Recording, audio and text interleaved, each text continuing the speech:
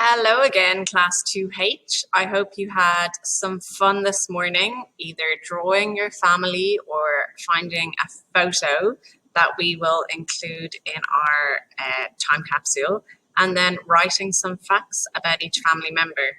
Maybe you had some nice conversations with your mum and dad to find out some new things, or maybe you already knew everything you needed to know about them. As you may have learned, there are 4 people in my family. Garrett, my husband, likes to build model buses, and he displays them in villages that he builds with little houses and little cows and little fields and tractors and everything. It's very intricate. It's quite fun to watch him build these things.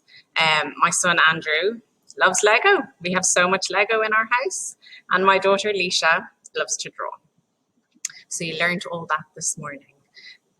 Moving on to maths now. For today's maths activity, we're going to do 2 different things. The first is we're looking at, I suppose, patterns. And to do that, we want to look at our flags. So this is also something we're going to include in our time capsule to learn all about you. And I want you to go away and find out what is the flag of your home country. And then I want you to represent your flag. And I'm suggesting you might do so in Lego, if you have Lego lying around your house. Or perhaps you might do it with Play-Doh, or maybe you'll just draw your flag and colour it in. So to look at my flag, Mrs. Higgins is from the Republic of Ireland, the south of Ireland. And actually it's quite easy. Our flag is green, white and orange. So that was quite an easy one to represent in Lego. But you can see here that it's possible to use Lego to create all types of flags. And my son and I actually had some fun with this at the weekend, and we took out the atlas and we built some flags. So yeah, you can use your Lego or maybe some Play-Doh as suggested. So I have gathered here the flags of 2H. I wonder which one belongs to who. And maybe actually you feel that there's more than one flag that belongs to you, because maybe you were born in one country and you live in another, or maybe you have a passport of a different country, or your parents do.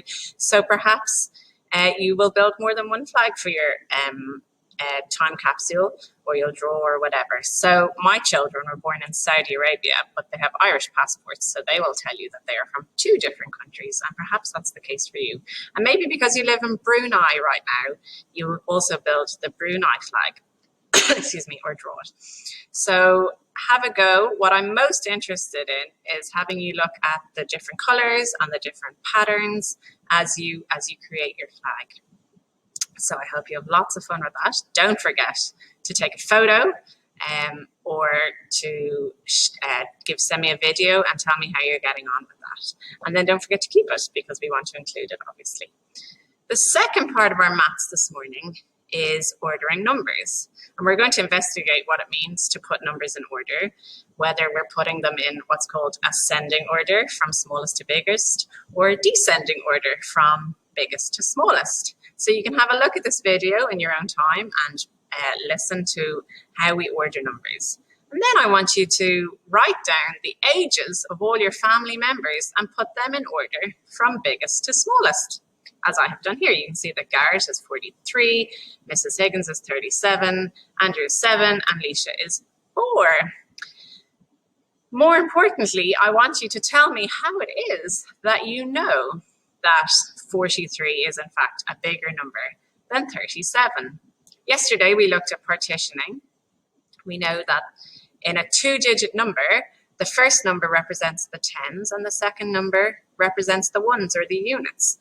And maybe you know from memory, from what you've learned before, that you can count in tens. You can say 10, 20, 30, 40, 50, and that helps you remember that 40 is a bigger number than 30. Or maybe you have 100 square, like you saw in the little video. Maybe you could create one. My children have a flip-it, or a pop-it 100 square that they use to pop in and out. Or maybe you could use a ruler or a measuring tape, which is slightly longer than a ruler. So you can use things to help you remember and help you understand which number is bigger than others, if it's not something you know straight off from looking. Indeed, you could just go into your memory and do some counting. You could count up as you go and realize that the number you come to first is smaller than the number you come to later in your counting. So there's lots of little strategies you can use in your head mentally, or that you can use to help you figure out which number is bigger than the other. So it all ties together. We have to remember that in a 2-digit number, we can partition it, and we know that the first digit represents tens and the second digit represents units, as you saw in the little video. So once you've ordered the numbers of the people in your family and hopefully taken a photo of it and sent it to me, you can have a go with this game. So you can either drag them on the screen, you can see, and I want you to put these in order for me, or you can just simply write them down on your piece of paper and order them for me that way. And again, I want you to then send it to me. If you wish, then you can go and click onto this link here. You'll see it coming up, and that brings you to a game. You press play. There's 2 options. There's ordering and sequencing, and I want you to press ordering and to play the ordering game. It gives you different options. You can do ordering numbers 1 to 20, 1 to 100. So challenge yourself. Maybe do all the numbers from 1 to 100 and see if you can put those in order, and keep playing until you are getting them right consistently and have some fun. All right, guys. Talk to you later. Bye.